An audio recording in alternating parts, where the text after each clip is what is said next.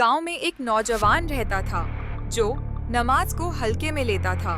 मगरिब के बाद वह अक्सर दोस्तों के साथ बैठा रहता और अजान की आवाज को नजरअंदाज कर देता। गांव के बुजुर्ग बार बार नसीहत करते थे कि मगरिब के बाद बाहर मत घूमा करो, लेकिन वह हंसकर टाल देता था।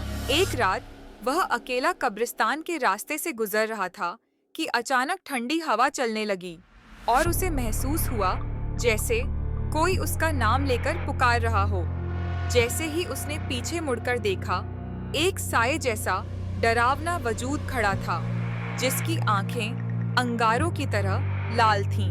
भारी आवाज में उसने कहा, तूने अल्लाह की अजान को नजरअंदाज किया है, अब इसकी सजा देख। नौजवान के कदम जम गए, जुबान सूख गई और पूरा शरीर कांपने लगा। वह चीखना चाहता था, लेकिन आवाज नहीं निकल रही थी।